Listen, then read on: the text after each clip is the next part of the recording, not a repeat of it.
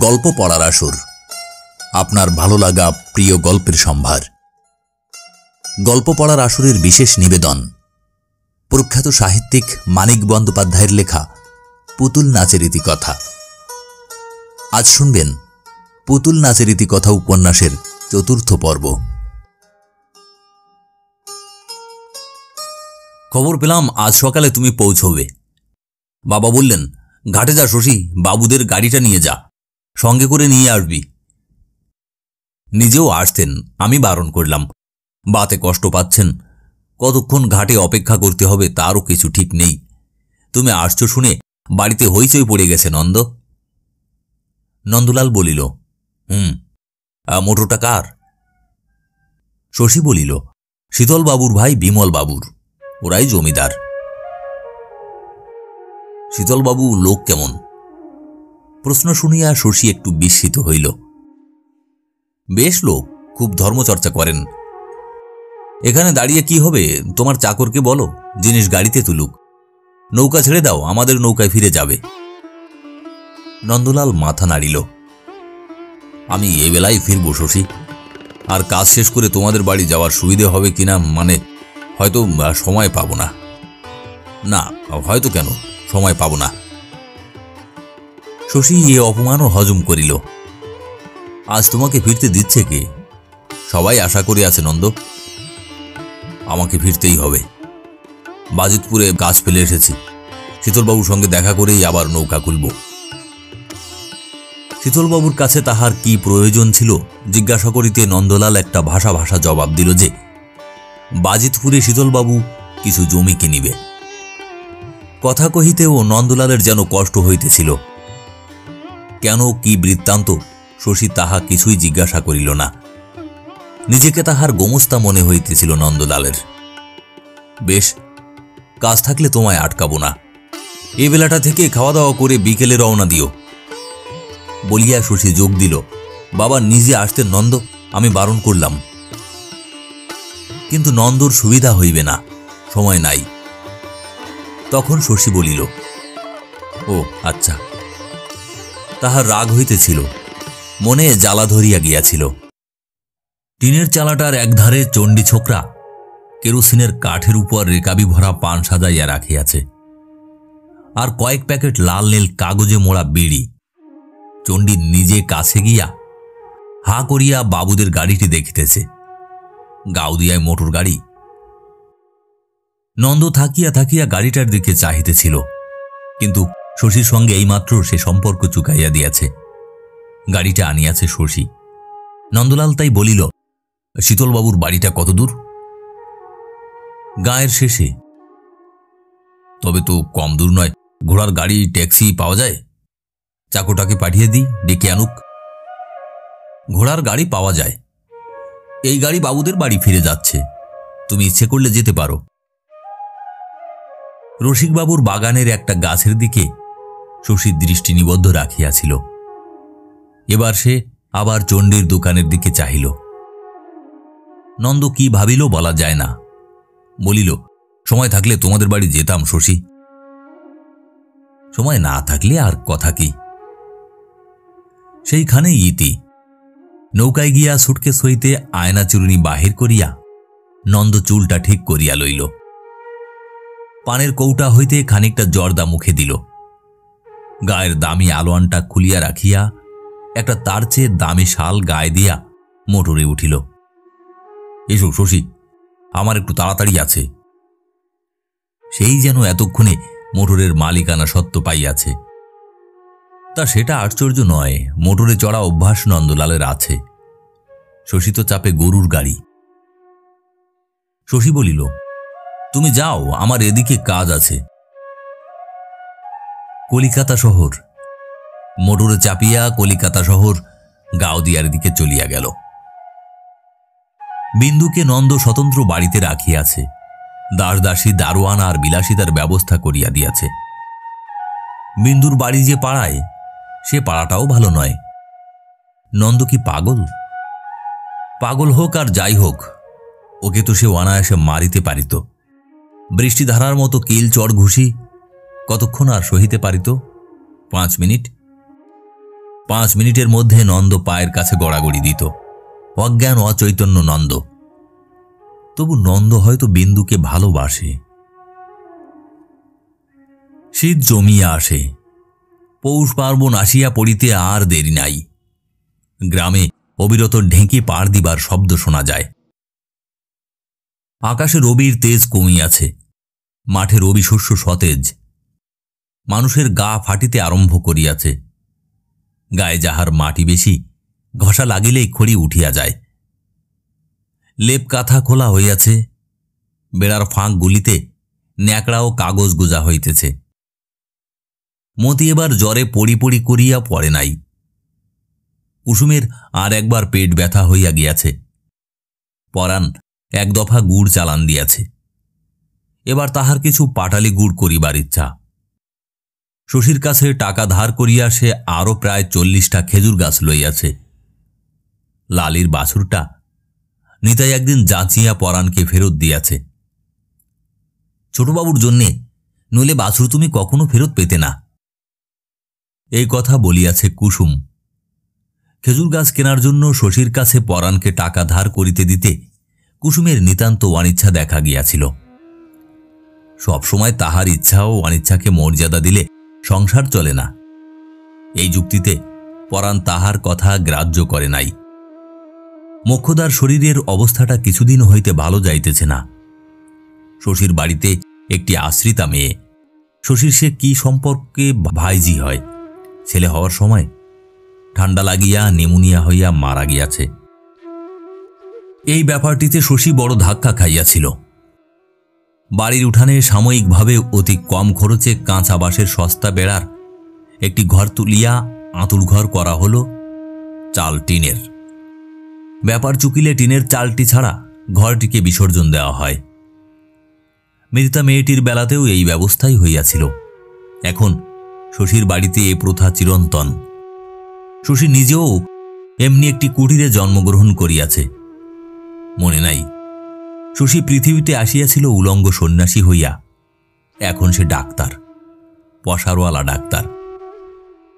এমন ব্যাপারও সে ঘটিতে দিল কেন? সে কি শুধু টাকার জন্য ডাক্তারি শিখিয়াছে?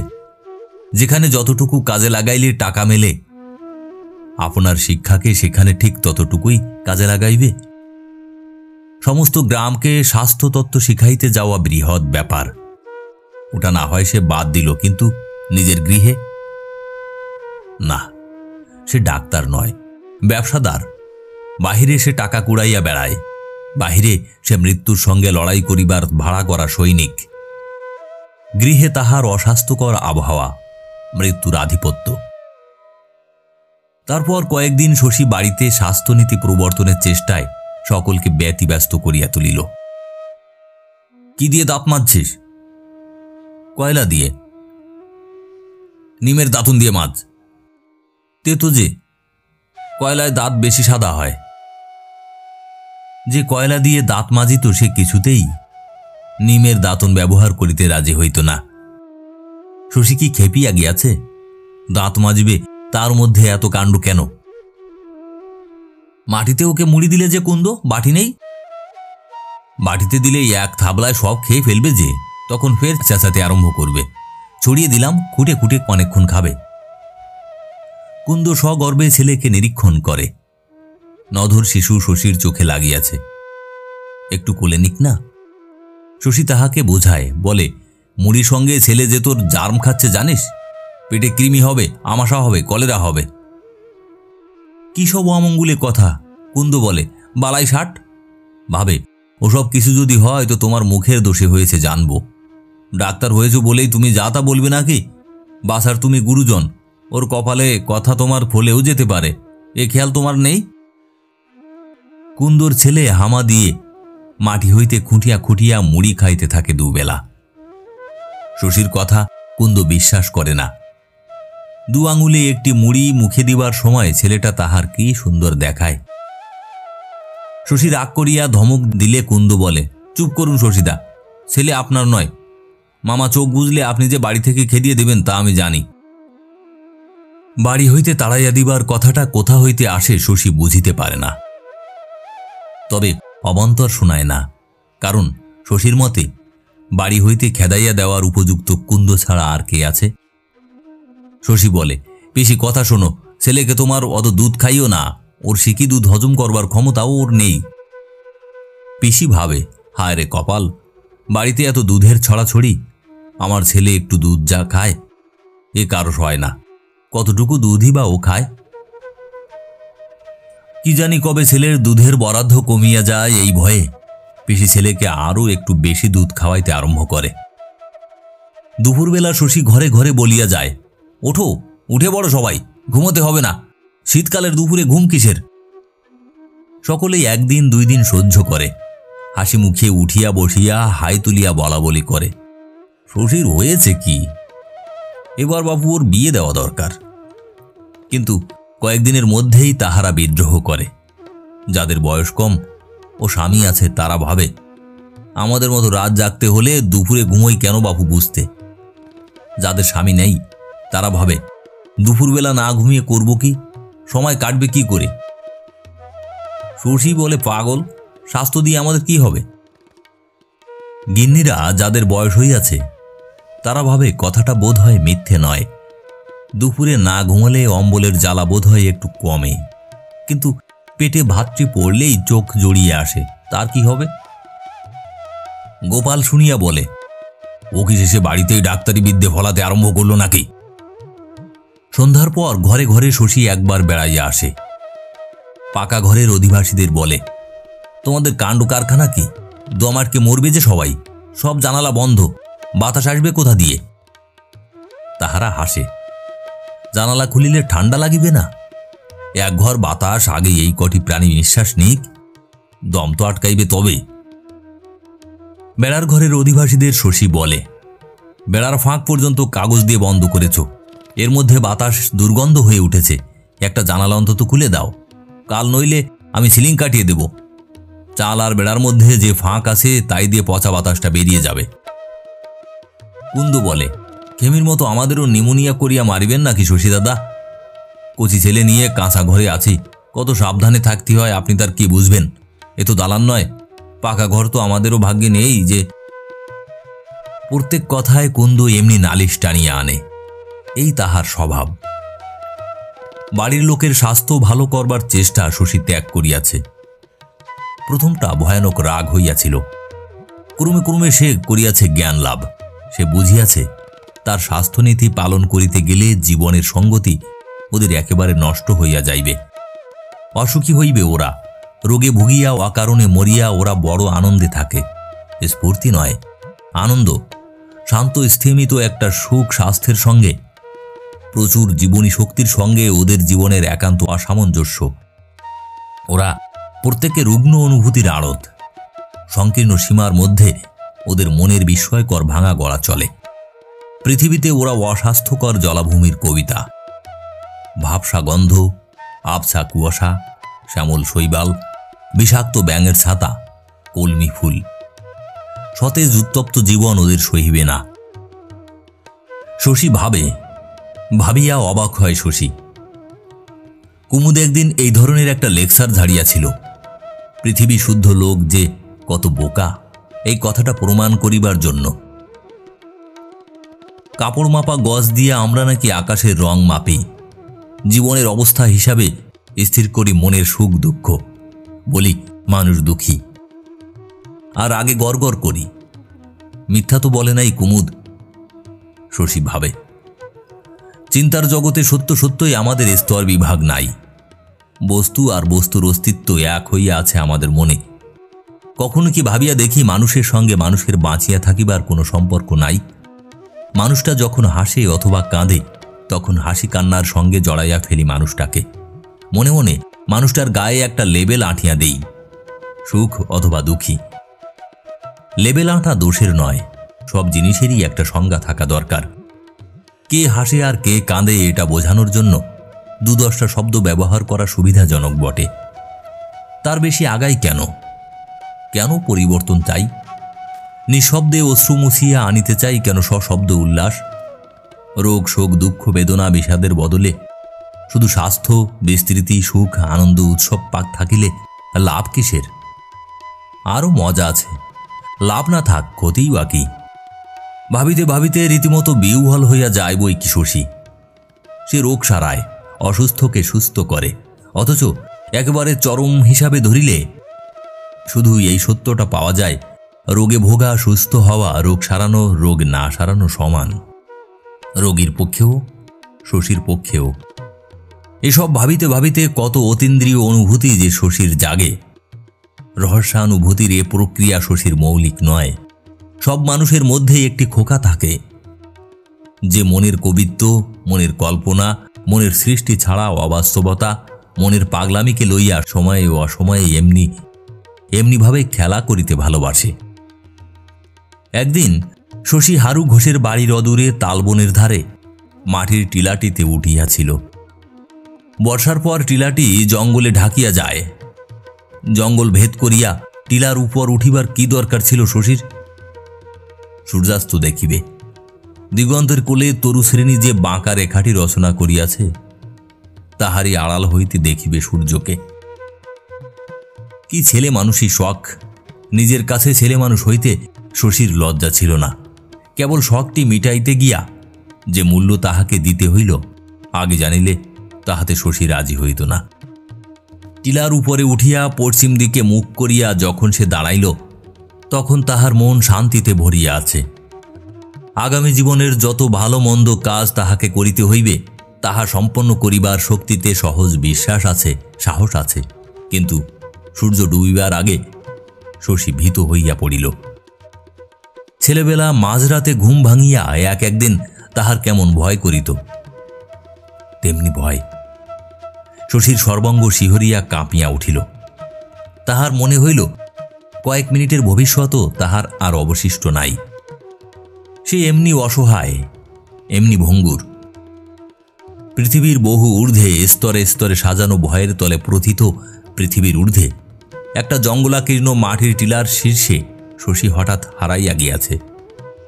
সামনে রূপ ধরা অনন্ত সীমাহীন ধারণাতীত কি যে তাহার চারিদিকে ঘনীভূত হইয়া সীমাবদ্ধ হইয়া আসিয়াছে শশী জানে না, কিন্তু আর কখনো নিঃশ্বাস সে লইতে পারিবে না।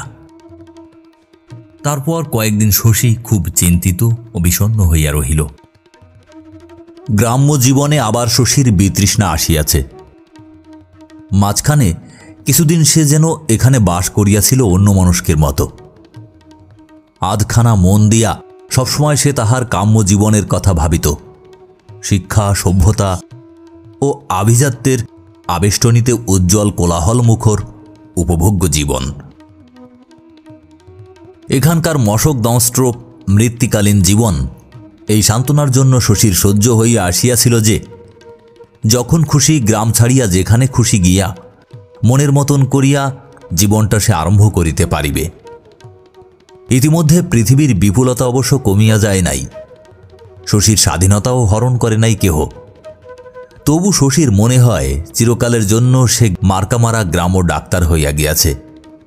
এই গ্রাম ছাড়িয়া কোথাও যাইবার শক্তি নাই। নিঃসন্দেহে এজন্য দায়ী কুসুম। শশীর কল্পনার উৎস সে যেন চিরতরে রুদ্ধ করিয়া দিয়াছে। বিদ্যুতের আলোর মতো উজ্জ্বল যে জীবন শশী কল্পনা করিত, সে যাযাবরের জীবন নয়। শশীর নির্প্রেম সীমাহীন কল্পনার তাই একটি কেন্দ্র ছিল শশীর, এক অত্যাশ্চর্য অস্তিত্বহীনা মানবী। কিন্তু অবাস্তব নয়। শশীর ভাবুকতা উদ্ভ্রান্ত হইতে জানে না। কুসুম যেন তাহাকে মিথ্যা করিয়া দিয়াছে, সেই মহামানবীকে। ছোট বোন সিন্ধু আর মতি ছাড়া কারো সঙ্গ শশীর ভালো লাগে না। এত বড় গ্রামে শুধু এই দুটি প্রিয়তমা বান্ধবী।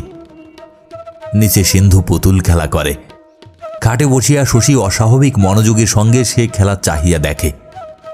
খুকি, বড় হইয়া তুই কি করবি? পুতুল খেলব। এই একটিমাত্র জবাবে ক্ষণেকের জন্য শশীর মন যেন একেবারে হালকা হইয়া যায়। জানালা দিয়া সে বাহিরের দিকে তাকায়। জানালার নিচে সেদিন কুসুম যে গোলাপের চারাটি মাড়াইয়া দিয়াছিল, শশীর যত্নে সেটি আবার মাথা তুলিয়াছে। মতি স্পষ্টই জিজ্ঞাসা করে, আপনার সেই বন্ধুটি পত্র দিয়াছে? কে রে মতি, কুমুদ? না, দেয়নি। কেন? এমনি শুধুচ্ছি, সুন্দর যাত্রা করে যে। তা বটে, সুন্দর যাত্রা করে বলিয়া কুমুদ পত্র দিয়াছে কিনা মতির তা জিজ্ঞাসা করা চলে বটে। শশী হাসিয়া বলে, ওর পাঠ তোর খুব ভালো লাগতো না রে মতি? আমার একার কেন, সবার লাগতো। একটা যাত্রা গান দিন না ছোটবাবু, দেবেন? কত টাকা নেয়? গম্ভীর মুখে শশীর হাসিকে মতি অগ্রাহ্য করে, বলে, আমার টাকা থাকলে দলটা ভাড়া করে আনতাম ছোটবাবু, আমাদের বাড়ির সামনে সামিয়ানা খেটে আসর করে দিতাম, পালা হতো 7 দিন। মতি একটু গম্ভীর হইয়াছে আজকাল। কথা বলিতে বলিতে দু চোখে তাহার একটু ভীরু ঔৎসুক্য দেখা দেয়। কথা শেষ করিয়া কি যেন ভাবে মতি। শশী ভাবে, কে জানে, হয়তো ধীরে ধীরে অবসম্ভাবী আত্মচিন্তাই এবার আসিতেছে মতির।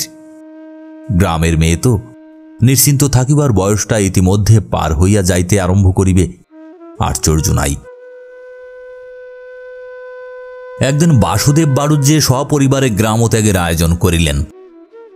কলিকাতায় মেজ ছেলের চাকরি করিত, সম্প্রতি সেজ ছেলেরও কোনো আপিসে চাকুরি হইয়াছে। জমি জমা নাই। গোপালের শত্রুতার জন্য কেহ টাকা ধার করিতে আসে না, আসিলেও গোপালের পরামর্শে সুদে আসলে গাপ করিতে চায়। ম্যালেরিয়ায় ভুগিতে আর কেন গ্রামে থাকা, এমন অনেক গিয়াছে। গ্রাম জুড়িয়া এখানে ওখানে পোড়ো ভিটা খাঁ খাঁ করে। খবর পাইয়া শশী দেখা করিতে গেল। জিনিসপত্র বাধা সাদা হইতেছে দেখিয়া হঠাৎ কেমন রাগ হইয়া গেল শশীর। সে নিজে যখন গ্রামের পাঁকে আত্মসমর্পণ করিয়াছে চিরকালের জন্য, আর কারো যেন গ্রাম ত্যাগ করা অন্যায়। আপনার কাছে কতগুলো টাকা পেতাম বাড়ুজ্যে কাকা? কলকাতায় গিয়ে পাঠিয়ে দেব বাবা, কটা টাকা তো, ছেলেরা মাস কাবারের মাইনে ফেলে একটা দিনও দেরি করব না। শশী মাথা নাড়িল, না, অনেকদিন পড়ে আছে, টাকাটা দিয়েই যান। শশীর এত টাকার প্রয়োজন কিসের কে জানে। বিশ্রী একটা কলহ বাঁধিয়া গেল বাসুদেবের সঙ্গে। তার 2 ছেলে রুখিয়া আসিল। কোনো পক্ষেরই মান অপমানের পার্থক্য রহিল না। তবু শশী ছাড়িল না। ছোট নোটবুকটিতে ভিজিট আর ওষুধের জন্য যত টাকার অঙ্কপাত করা ছিল সমস্ত টাকা আদায় করিয়া ক্ষান্ত হইল। টাকাটা পকেটে পুরিয়া বলিল, 2 চাকরি ছেলে আপনার, ডাক্তারের ফি দিতে মরেন কেন বাড়ুজ্যে কাকা? কলকাতায় ডাক্তার ডেকে তার সঙ্গে যেন এমন করবেন না কখনো, জুতো মেরে যাবে। ফিরতে ইচ্ছা হয় না শশীর। অনেকক্ষণ ধরিয়া আরও তীব্র ভাষায় সকলকে গালাগালি দিতে ইচ্ছা হয়। সে একটা কটু আনন্দের নিবিড় স্বাদ পায়। বাসুদেবের বিধবা বউটি মৃত ভূতকে বাঁচানোর জন্য একদিন যে শশীর পথ আটকাইয়াছিল, হঠাৎ তার দিকে চোখ পড়ায় শশী যেন চমকাইয়া গেল। ভূতর মৃত্যুর 3 মাস পরেও এ বাড়ির কাছাকাছি পথ দিয়া যাওয়ার সময় শশী এর বিনানো কান্না শুনিয়াছে। আজও সে কাঁদিতেছিল নিঃশব্দে। আশ্চর্য নয়, যার চিকিৎসায় ভূত বাঁচে নাই সেই ডাক্তার আসিয়া ভিজিটের টাকার জন্য এমন কাণ্ড করিলে মন যার স্নেহ কোমল সে তো কাঁদিবেই। পাংশু মুখে শশী পলাইয়া আসিল। ভূতর চিকিৎসার হিসাব যে সে ধরে নাই। যে টাকা সে আদায় করিয়াছে তার প্রত্যেকটি পয়সা যে এ বাড়ির অন্য লোকের অসুখের চিকিৎসা করার দরুন যারা আজও সুস্থ শরীরে বাঁচিয়ে আছে, বউটি একবারও তাহা ভাবিবে না। ভূতর জন্য মন কেমন করিলে গাউদিয়ার শশী ডাক্তারকে স্মরণ করিয়া সে শিহরিয়া উঠিবে। হয়তো কোনোদিন শহরের প্রতিবেশিনীদের কাছে গ্রামের গল্প বলিবার সময় আজিকার ঘটনার উল্লেখ করিয়া বলিবে, গায়ের ডাক্তারগুলো পর্যন্ত এমনি মানুষ দিদি, আমরা গা ছেড়ে এসেছি কি সাধে।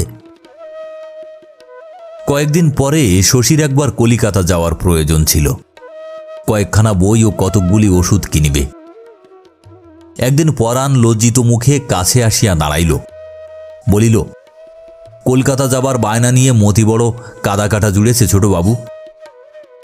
শশী অবাক হইয়া বলিল, কলকাতা যাবে? কার সঙ্গে? বলছে আপনার সঙ্গে যাবে। শশী হাসিয়া বলিল, তুমি বুঝি তাই আমাকে বলতে এসেছ যদি নিয়ে যাই?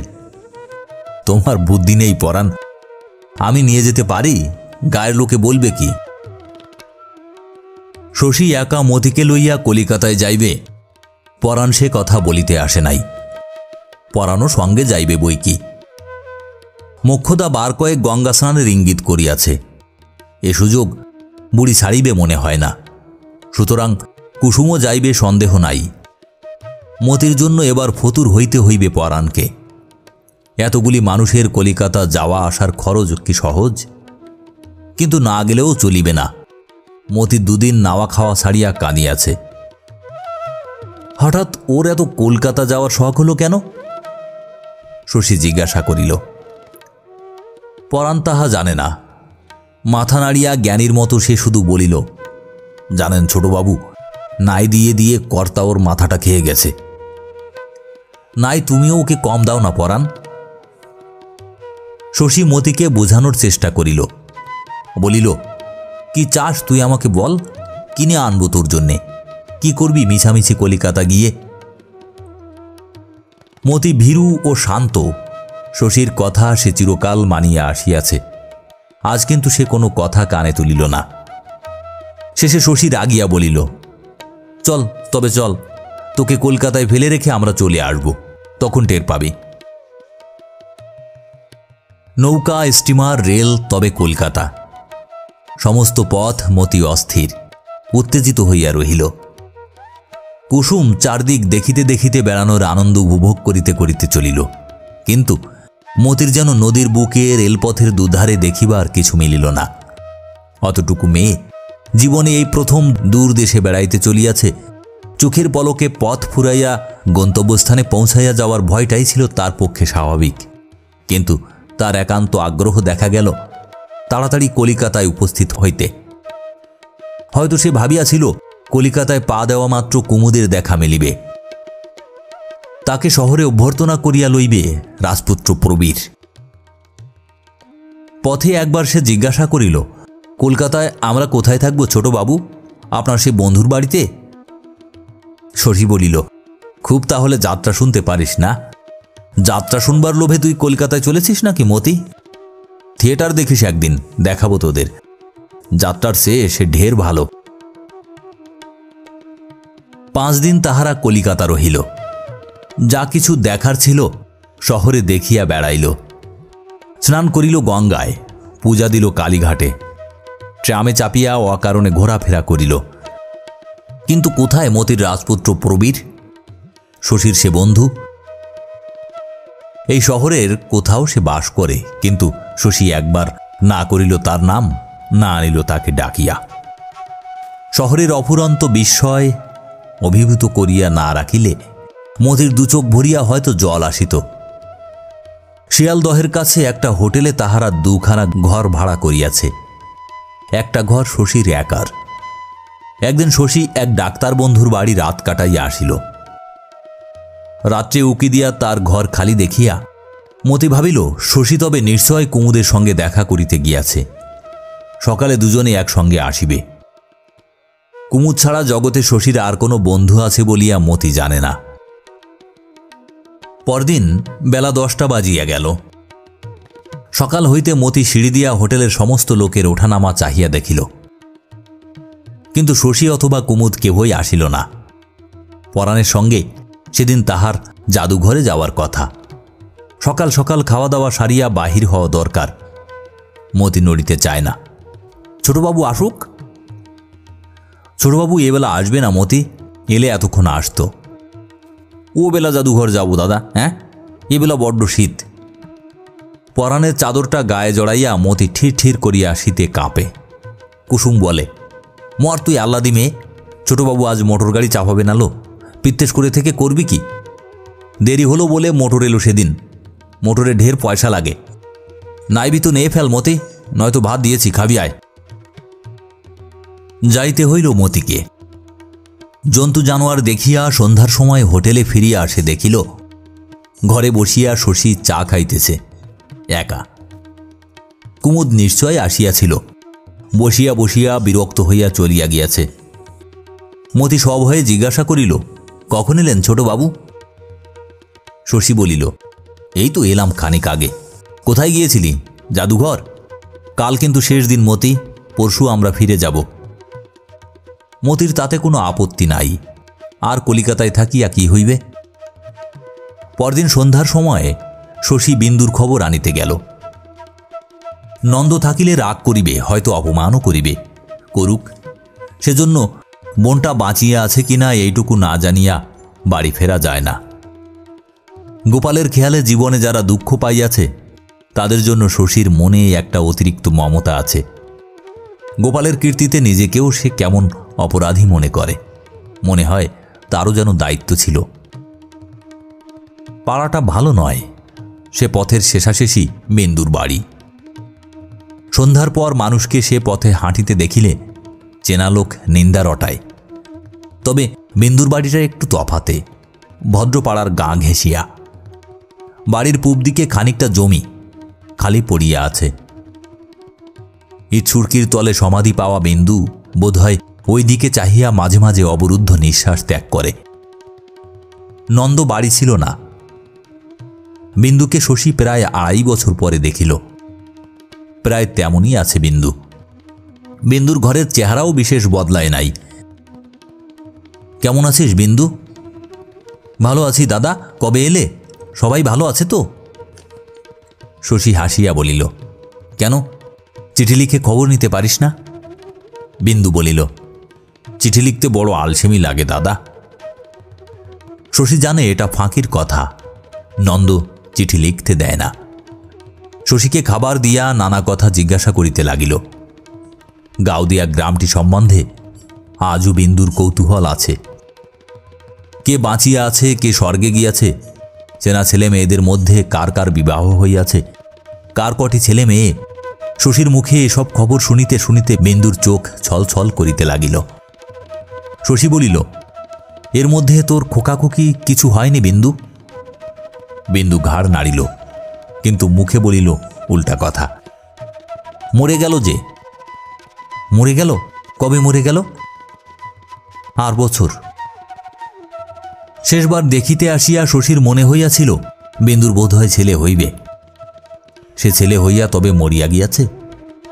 বিন্দু দেওয়ালের গায়ে রাধাকৃষ্ণের ছবিটার দিকে চাহিয়া দাঁড়াইয়াছিল। হঠাৎ শশীর মনে হইল শরীরটা বিন্দুর ঠিক আছে, কিন্তু মুখটা তাহার কেমন এক অদ্ভুত রকমের রোগা হইয়া গিয়াছে। মুখের চামড়ার নিচেই যেন শুষ্কতা, ত্বকের লাবণ্য শুষিয়া লইতেছে। তোর অসুখ বিসুখ করেছে নাকি বিন্দু? কিসের অসুখ? বেশ আছি আমি। বাহিরে গিয়া বিন্দু কোথা হইতে এক পাক ঘুরিয়া আসিল। ভালোই আছিস বিন্দু? হ্যাঁ, আছি বই কি। সমস্ত ব্যাপারটাই এমন বিস্ময়কর লাগে, এমন রহস্যকর মনে হয় বিন্দুর মুখের গোপন করা বুড়োটে ভাব, বিন্দুর অবসাদ ক্লিষ্ট নিরুত্তেজ কথা। বিন্দু তার বোন, পাতানো সম্পর্ক নয়।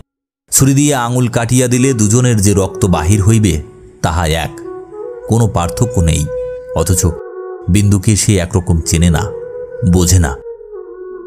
শশী মমতার সঙ্গে বলিল, অত দূর বসলি যে, এদিকে আয়, এখানে বস। বিন্দু উদ্ধতভাবে বলিল, কেন? শশী বলিল, আয়, সরি আয়, কটা কথা শুধুই তোকে। ইতস্তত করিয়া বিন্দু কাছে আসিল। তার 2 চোখ দিয়া জল পড়িতেছে। কাঁদিস কেন? এ প্রশ্নে বিন্দু ফুফাইয়া কাঁদিয়া উঠিল। কোনোদিন তুমি আমাকে কাছে ডেকেছ? কেউ ডেকেছে? শশী অবাক হইয়া যায়, কিন্তু বলিতে পারে না। এ বাড়িতে আসিয়া পরের মতো 8 ঘণ্টা বলিয়া সে চিরদিন বিদায় লইয়াছে। তা সত্য, কিন্তু কি করিতে পারিত শশী? কদাচিৎ অতটুকু সময়ের জন্য সে যে আসিত, তাতেই নন্দ পাছে রাগ করিয়া বিন্দুকে কষ্ট দেয়, শশীর সেজন্য ভয় করিত। বিন্দুর মনে তাতে এত ব্যথা লাগিত, সেই নিরুপায় অনাদরে। বিন্দু তো কোনোদিন কিছু বলে নাই মুখ ফুটিয়া। অনেক দিনের অভিমানে বিন্দু অনেকক্ষণ কাঁদিল, শেষে এসে শান্ত হইল। শশী বলিল, তোর ব্যাপারটা খুলে বলতো বিন্দু। কিছু না দাদা। শশী বুঝাইয়া বলিল, আজ না বললে আর কোনোদিন বলতে পারবি না বিন্দু, অন্যদিন লজ্জা করবে। নন্দ খারাপ ব্যবহার করে? আমাকে ভীষণ শাস্তি দিচ্ছে। ভীষণ শাস্তি? নন্দ ভীষণ শাস্তি দিতেছে বিন্দুকে। বিন্দুর এমন বাড়ি, এত গয়না কাপড়, এত বিলাসিতার ব্যবস্থা। তোকে ভালোবাসে না বিন্দু? বাসে, স্ত্রীর মতো নয়, রক্ষিতার মতো। হ্যাঁ, কিসের মতো? শশী যেন বুঝিতে পারে গাউদিয়ার বিন্দুকে গ্রাস করা কলিকাতার অনামী রহস্য শশীর কাছে স্বচ্ছ হইয়া আসে। বিন্দু বলিল, দেখবে? উনি এলে কোন ঘরে বসেন দেখবে দাদা, চলো দেখাই। কি সে তীব্র আলো, গোটা তিনেক বাল্ব ঘিরিয়া গাছের ঝাড় ঝলমল করে। শশীর চোখ যেন ঝলসিয়া গেল।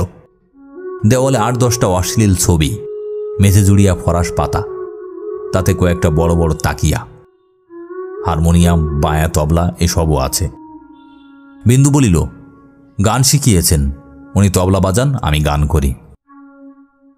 শশীর আর কিছু দেখিবার অথবা শুনিবার ইচ্ছা ছিল না। সে মরার মতো বলিল, ও ঘরে চল বিন্দু।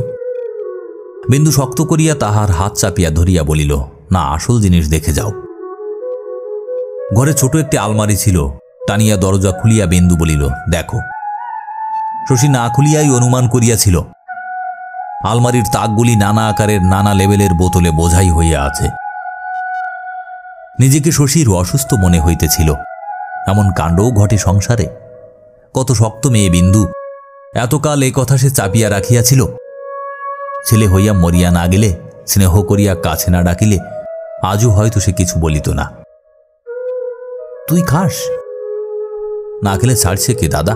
দেখ, আমার একটা দাঁত বাঁধানো। প্রথম দিন সাঁড়াশি দিয়ে দাঁত ফাঁক করে গলায় ঢেলে দিয়েছিল, তারপর থেকেই নিজেই খাই। এদিকের ঘরে আসিয়া শশী বলিল, জোর করে বিয়ে দেবার জন্যে না?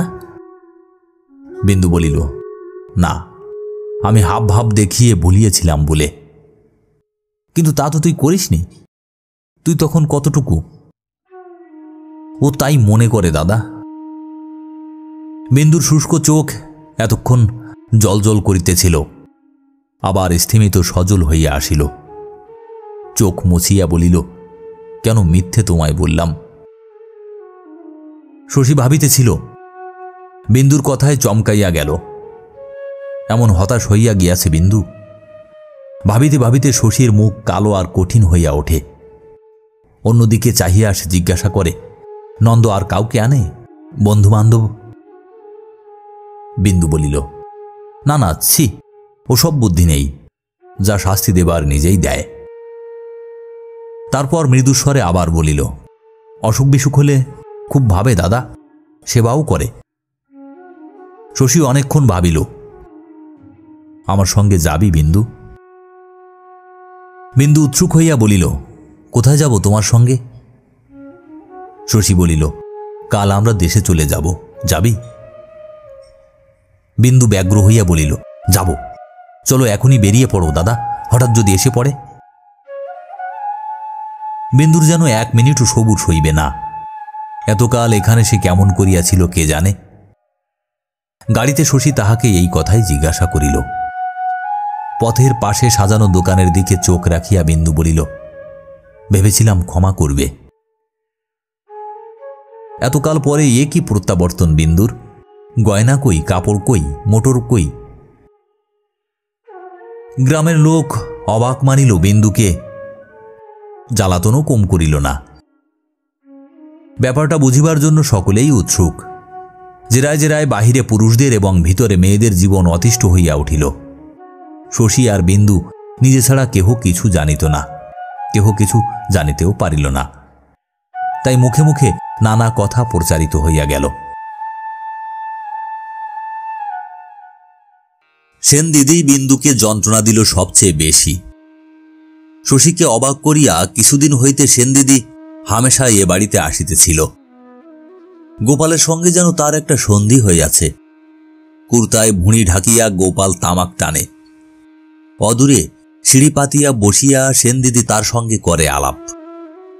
সেন দিদির দাগি মুখ আর কানা চোখ দেখিয়া গোপালেরও যেন একটা রোগ আরাম হইয়া গিয়াছে। আজকাল সে প্রসন্ন, প্রশান্ত। গ্রাম্য রমণীর আবেগপূর্ণ মমতায় সেন দিদি শশীকে আকর্ষণ করিত বটে, এবং লাবণ্যবতীর স্নেহ স্বভাবেই মানুষ একটু বেশি পছন্দ করে বলিয়া সে মমতার দামিও ছিল শশীর কাছে, কিন্তু একথা শশী কখনো বিশ্বাস করে নাই যে পরন্ত সূর্যের মতো শেষ যৌবনের অত্যাশ্চর্য রূপের অস্ত্রে ছেলেকে বশ করিয়া গোপালের উপর একটা উপযুক্ত প্রতিশোধ গ্রহণের এতটুকু ইচ্ছাও সেনদিদির ছিল। গোপালের বাঁকা মন বাঁকা মানে খুঁজিত, তাই সেনদিদির বর্তমান শ্রীহীনতায় গোপালের প্রসন্ন ভাব শশী বুঝিতে পারে না সেনদিদির আসা যাওয়া।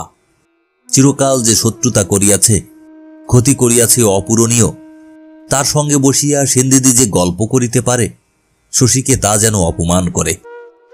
মাঝে মাঝে হাসির কথাও বুঝি বলে গোপাল, কারণ সেনদিদির কুশ্রী মুখখানা অনিন্দ হাসিতে ভরিয়া যাইতেও দেখা যায়। শশী জানে খুব অল্প বয়সে সেনদিদির ভার গোপালের ঘাড়ে পড়িয়াছিল। তারপর কত টাকার বিনিময়ে সেনদিদিকে গোপাল যামিনীর কাছে বিসর্জন দিয়াছিল তাও শশী জানে। 150 টাকা। গোপালের গ্রাম্য রসিকতায় সেই সেনদিদি আজ এমন অকণ্ঠ হাসি হাসিতে পারে ভাবিলে গ্রামের উপরেই শশীর বিতৃষ্ণা যেন বাড়িয়া যায়। বিন্দুকে সেনদিদি একদিন একাই প্রায় 3 ঘণ্টা কোণঠাসা করিয়া রাখিল। বাক্যহারা মেয়েটাকে কত কথাই সে যে বলিল তার ঠিক ঠিকানা নাই। বিন্দু বেশিরভাগ কথার জবাব পর্যন্ত দিল না। তাতে দমিবার পাত্রী সেনদিদি নয়। নিজে প্রশ্ন করিয়া নিজেই একটা পছন্দসই জবাব আবিষ্কার করিয়া বিন্দুর সম্বন্ধে নিজের কাল্পনিক জ্ঞানকে সে অবাধে আগাইয়া লইয়া গেল। মোট কথাটা দাঁড়াইল এই, নন্দ আর একটা বিবাহ করিয়া বিন্দুকে খেদাইয়া দিয়াছে। নন্দর তাহলে 3টে বিয়ে হলো না দিদি? কি মানুষ নন্দ! শশী বুঝি খবর পেয়ে আনতে গিয়েছিল? তাই তো বলি, হঠাৎ কেন শশী কলকাতা গেল? আমি জানি দিদি, তোর এমন অদেষ্ট হয়েছে।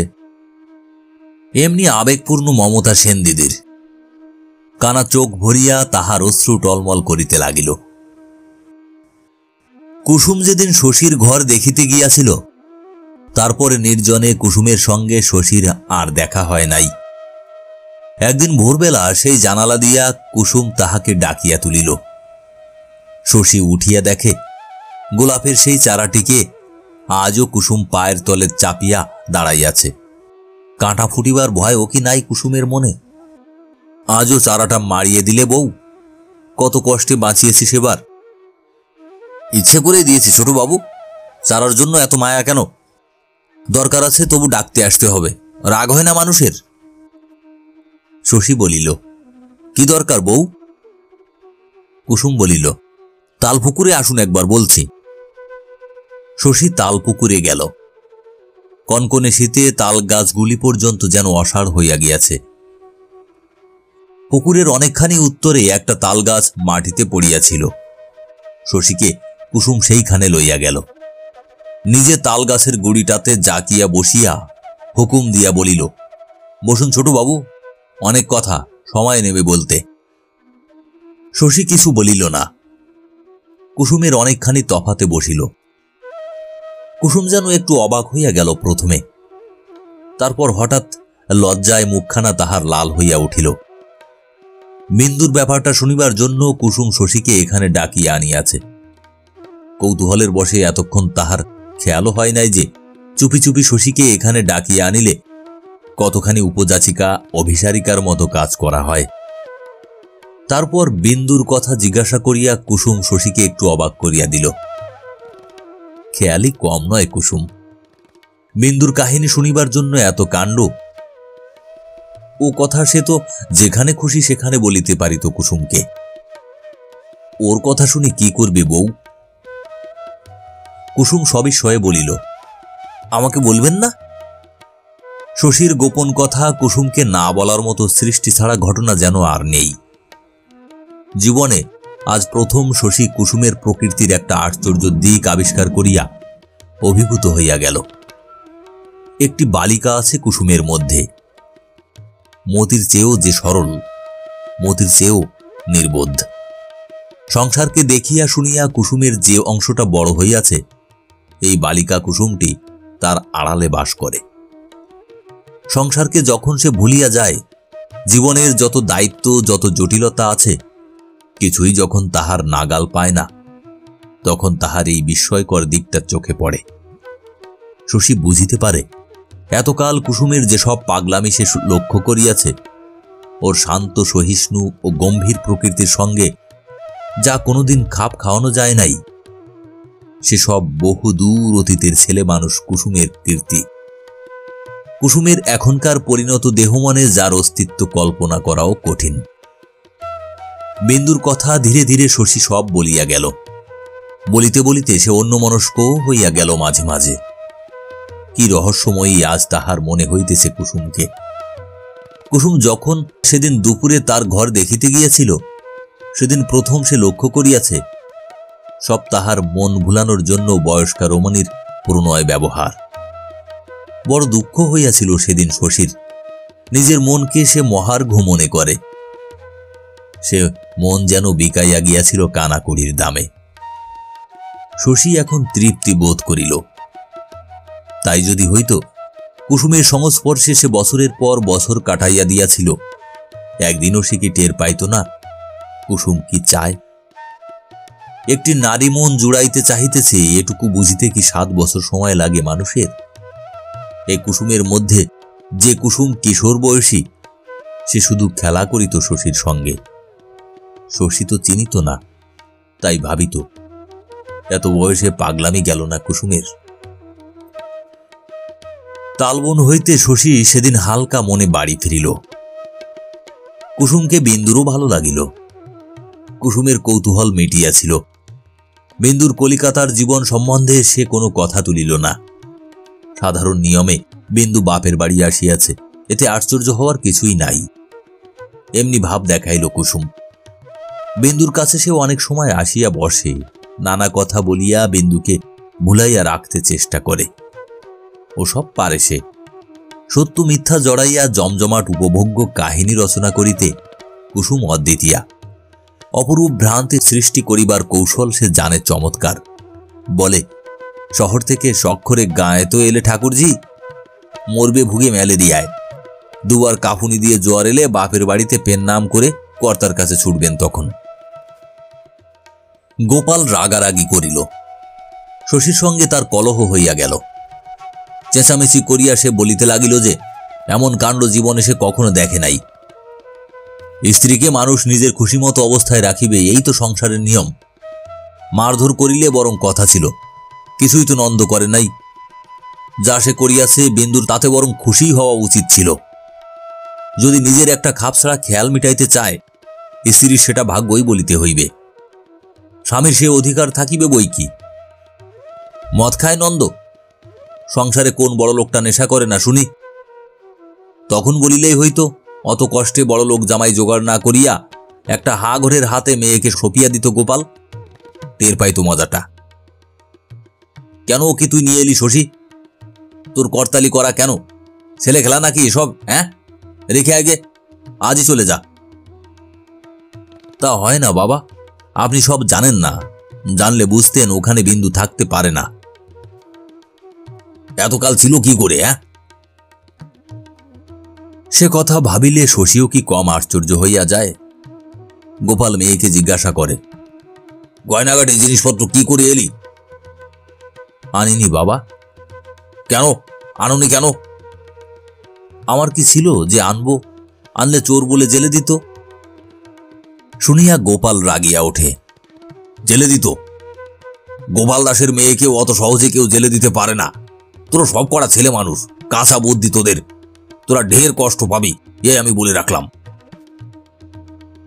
গোলমাল করার ফল হইল এই, শশীর সঙ্গে গোপালের আবার কথা বন্ধ হইয়া গেল। ছেলের সঙ্গে এরকম মতান্তর গোপালের বাৎসল্যেরও জগতে মতান্তরের সমান। বড় কষ্ট হয়, দিন যায়, কলহ মেটে না। গোপাল উসখুস করে, ছেলে যেন আকাশের দেবতা হইয়া উঠিয়াছে, নাগাল পাওয়া কঠিন। শেষে গোপাল নিজেই একদিন মরিয়া হইয়া শশীর ঘরে যায়। শশী মোটা ডাক্তারি বইটা নামাইয়া রাখিলে সেটা সে টানিয়া লয়, পাতা উল্টায়।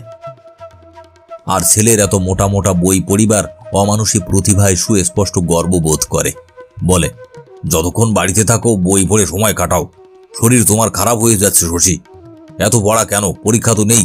আগে তো এরকম পড়তে না দিনরাত।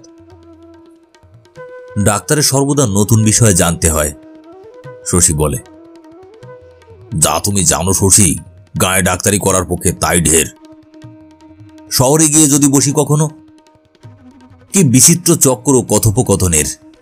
বেন্দুর কথা আলোচনা করিতে আসিয়া কি কথা উঠিয়া পড়িল দেখো। শহরে গিয়া ডাক্তারি করার মতলব আছে নাকি শশীর? তাই এত পড়াশোনা? গোপাল বিবর্ণ হইয়া যায়। এই গ্রামে একদিন কুঁড়ে ঘরে গোপালের জন্ম হইয়াছিল। এইখানে একদিন সে ছিল পরের দুয়ারে অন্যের কাঙাল। আজ সে এখানে দালান দিয়াছে। একবেলায় তার দাওয়ায় পাত পড়ে 30 খানা। চারিদিকে ছড়ানো টাকা, ছড়ানো জমি জায়গা। ঘরে বাইরে এখানে তাহার আদর্শ বাঙালি জীবনের বিস্তার। এইখানে মরিতে হইবে তাহাকে। শশী এখানে থাকিবে না? অনুসরণ করবে না তার পদাঙ্ক? গোপাল ব্যাকুল হইয়া বলে, ওসব সর্বনেশে কথা মনে এনো না শশী। শশী বলে, সময় সময় মনে হয় শহরে বসলে পয়সা বেশি হতো। তাই হতো। শহরে ঢের বড় বড় ডাক্তার আছে, তুমি সেখানে পাত্তা পাবে না শশী। এখানে মন্দ কি হচ্ছে তোমার? তাছাড়া ডাক্তারিতে পয়সা না এলেও তোমার চলবে। জমি জমা দেখবে, সুদ গুনে নেবে। ডাক্তারিতে কিছু হয় ভালো, না হয় নাই হবে। গায়ের আর ডাক্তার নেই, অচিকিৎসায় মরে গায়ের লোক, সেটাও তো দেখতে হবে। তুই বড় স্বার্থপর শশী।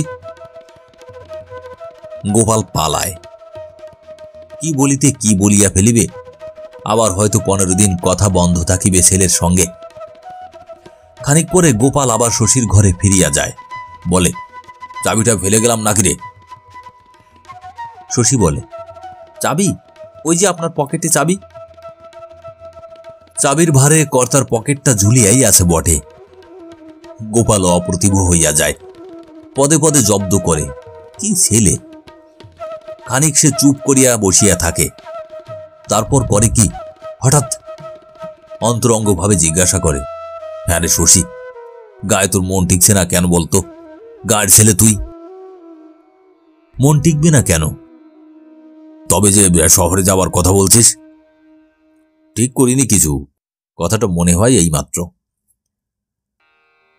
শশীর শান্ত ভাব দেখিয়া নিজের উত্তেজনায় আর এক দফা অপ্রতিভ হয় গোপাল। ছেলে বড় হইলে কি কঠিন হইয়া দাঁড়ায় তার সঙ্গে মেশা। সে বন্ধু নয়, খাতক নয়, উপরআলা নয়। কি যে আশ্চর্য দাঁড়ায় বয়স্ক ছেলের সঙ্গে মানুষের সম্পর্ক, ভগবান জানেন। একদিন নন্দর একখানা পত্র আসিল বেন্দুর নামে। লিখিয়াছে, চিঠি পাওয়ার 3 দিনের মধ্যে ফিরিয়া গেলে এবারের মতো ক্ষমা করিবে। শশী আগুন হইয়া বলিল, ক্ষমা? তাকে কি ক্ষমা করে ঠিক নেই? কোন সাহসে ক্ষমার কথা লেখে? তুই যেন ভদ্রতা করে চিঠির জবাব দিতে বসিস না বিন্দু। জবাব দেব না? শশী অবাক হইয়া বলিল, জবাব দেবার ইচ্ছে আছে নাকি তোর? সব সম্পর্ক চুকিয়ে দিয়ে এলি, চিঠির জবাব দিবি কি রকম? বিন্দু বলিল, দেব না দাদা। দেব কিনা জিজ্ঞাসা করলাম। এও জিজ্ঞেস করতে হয়? বিন্দু ম্লান ভাবে হাসিল। মনটা বড় নরম হয়ে গেছে দাদা। একেবারে সাহস নেই। নিজে নিজে কিছু ঠিক করতে পারি না। নইলে দেখো না, আগে কি পালিয়ে আসতে পারতাম না আমি? একখানা চিঠি লিখিয়া নন্দ আর সারা শব্দ দিল না। শীতের দিনগুলি তাড়াতাড়ি কাটিয়া যাইতে লাগিল। কুসুমের সঙ্গে শশীর কদাচিৎ দেখা হয়। দেখা করিবার জন্য কোনো পক্ষেরই যেন কোনো তাড়া নাই। তাছাড়া শশী বড় ব্যস্ত। শীতকালে গ্রামে অসুখ বিসুখ খুব কম থাকে বটে, সে শুধু অন্য সময়ের তুলনায়। কিছুদিন আগে বাজিতপুরের হাসপাতালের ডাক্তারের সঙ্গে মুখ চেনা ছিল শশীর। তাকে সে বলিয়া আসিয়াছিল, হাসপাতালে কোনো অসাধারণ রোগী আসিলে শশীকে তিনি যেন একটা খবর দেন। শুধু বই পড়িয়া শেখা যায় না। মাঝে মাঝে শশী বাজিতপুরে যায়। বড় রকমের অপারেশন দেখিবার সুযোগ থাকিলে নিজের রোগীদের কথা ভুলিয়া 2-1 দিন সেখানে থাকিয়া আসে। কুসুম নালিশ করে না। কি যেন হইয়াছে কুসুমের, বোধ হয় ভুলিয়া গিয়াছে নালিশ করিতে। এমন অন্যমনস্কতা মাঝে মাঝে আসে বই কি মানুষের, অভ্যস্ত কাজের যাতে ভুল হইয়া যায়। ফাল্গুনের গোড়ায় হঠাৎ একদিন কুমুদ আসিয়া হাজির। কদিন থাকতে দিবি শশী? যতদিন থাকবি। শশী খুশি হয়। সত্যি থাকবি? থাকবো বলেই এলাম, ভালো লাগলে থাকবো। শশী হাসিল। ভালো লাগার মতো কি বা আছে গায়ে? ডোবা জঙ্গল আর মুখ্য মানুষ। ভালো না লাগলেও থাকিস কুমুদ কিছুদিন। সঙ্গীর অভাবে বড় চিন্তাশীল হয়ে উঠেছি। কুমুদ বলিল, সঙ্গীর অভাব? বিয়ে কর না। শশীর হাসি দেখিয়া কুমুদ গম্ভীর হইয়া বলিল, ঠাট্টা করছি না শশী, সত্যি তোর বিয়ে দরকার। শান্ত হিসেবি সাধারণ সংসারী মানুষ তুই। সাধারণ মানুষের জীবন যেমন হয় তোরও তেমনি হওয়া দরকার। অন্যরকম করে বাঁচতে গেলে তুই সুখী হতে পারবি না। শশী বলিল, তুই তো এরকম ছিলি না কুমুদ, এসব কি পরামর্শ দিচ্ছিস? আমার ঘরে থাকবি না একটা ভিন্ন ঘরের ব্যবস্থা করে দেব তোকে? কুমুদ বলিল, ভিন্ন ঘরে হলে মন্দ হয় না শশী, 2-4 ঘন্টা একা না থাকতে পারলে কি চলে? কবিতা লিখিস? হ্যাঁ? না, ঠিক মতো বাঁচতেই জানি না, কবিতা লিখব, লিখতে লজ্জা করে। কুমুদ লজ্জায় কবিতা লেখে না, এটা আশ্চর্য মনে হয়। জীবনে সে কি চায় আজও কি কুমুদ তাহা বুঝিতে পারে নাই? জীবনকে লইয়া আজও সে পরীক্ষা করিয়া চলিতেছে। কোন সাগরে মুক্তা আরোহণ করিবে তারই অন্বেষণে 7 সাগর ভাসিয়া বেড়াইতেছে। এর চেয়ে বিস্ময়কর কিছু নাই যে শান্ত আর বন্য কোনো মানুষই জীবনের রহস্য ভেদ করিয়া সেই চিরন্তন স্থিতির খোঁজ পায় না, যা অপরিবর্তনীয় হইলেও চলে, যেখানে অভিনবত্ব কাম্য নয় মানুষের। শশীর মতো জীবনকে কুমুদ আজ মন্থর করিতে চায়, আর শশী প্রার্থনা করে কুমুদের অতীত দিনের উত্তপ্ত উচ্ছল জীবনের আবর্ত। সুখ যে তাতে বিশেষ হইবে না তা জানে শশী, তবু মন কেমন করে। কুমুদ যে কেন গাওদিয়ায় আসিয়াছে শশী ঠিক তাহা বুঝিয়া উঠিতে পারিতেছিল না। কতদিন থাকিবে তাই বা কে জানে? জিজ্ঞাসা করিলে কুমুদ সেই একই জবাব দেয়, যতদিন থাকতে দিবি। এ কথার কোনো মানে হয় না। সে যদি 6 মাস 1 বছরও এখানে থাকিয়া যায়, শশী কি তাহাকে বলিবে যে এবার তুমি বিদেয় হও? কুমুদের মধ্যে একটা নূতন পরিবর্তন এবার শশীর চোখে ধরা পড়িতেছিল। সেবার তাহার মুখে চোখে কথায় ব্যবহারে যাত্রার দলের অধঃপতনের পরিচয় ছিল স্পষ্ট। এবার সে যেন বহুদিন আগেকার মতো কবি ও ভাবুক হইয়া উঠিয়াছে। কেবল পুরনো দিনের মতো এবার আর তাহার বিদ্রোহী উদ্ধত ভাব নাই। কি যেন সে ভাবে, কি এক রসালো ভাবনা।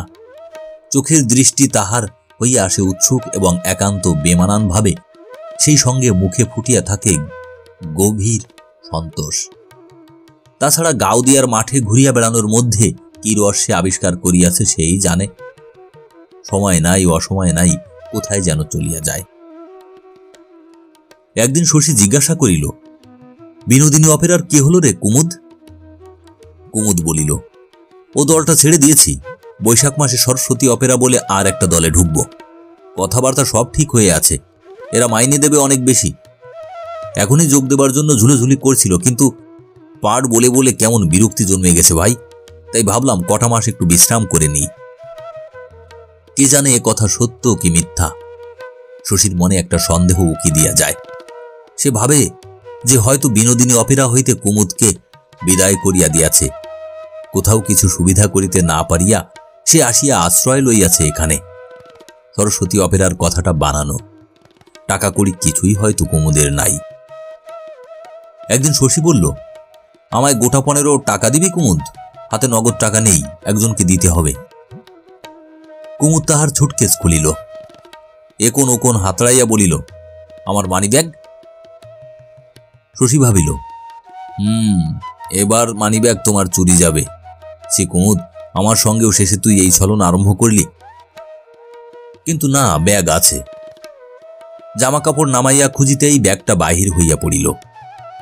কুমুদ বলিল, তোর কাছে রাখতে দেব ভেবে একেবারে ভুলে গিয়েছি ভাই, চুরি গেলেই হয়েছিল আর কি, যা দরকার নিয়ে রেখে দে ব্যাগটা তোর কাছে।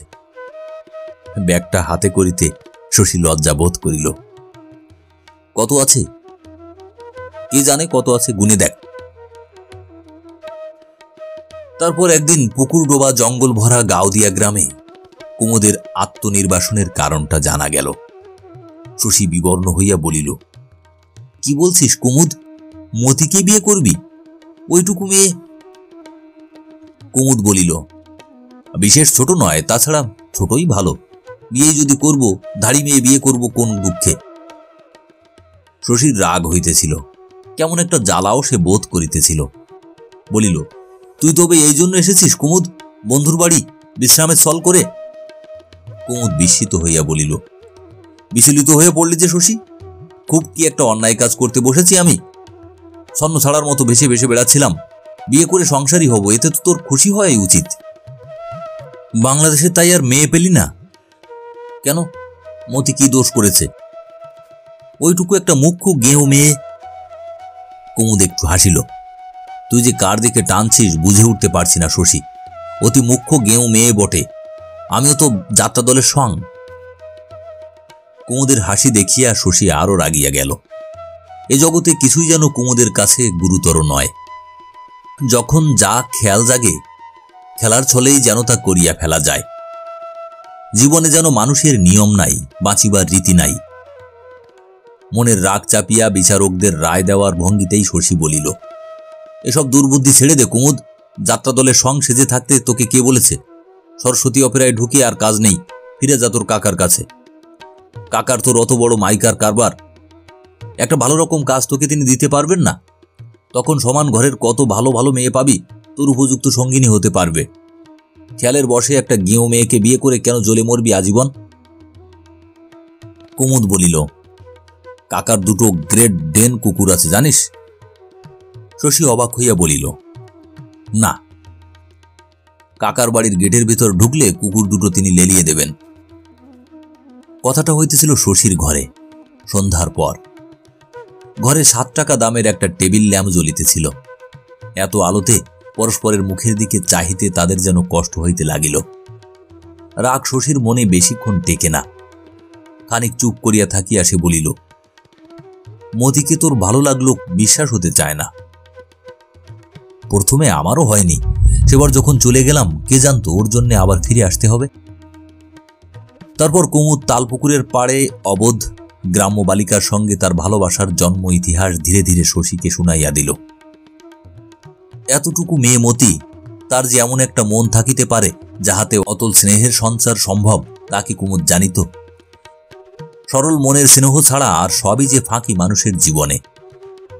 মতি কুমুদকে এ শিক্ষা দিয়াছে।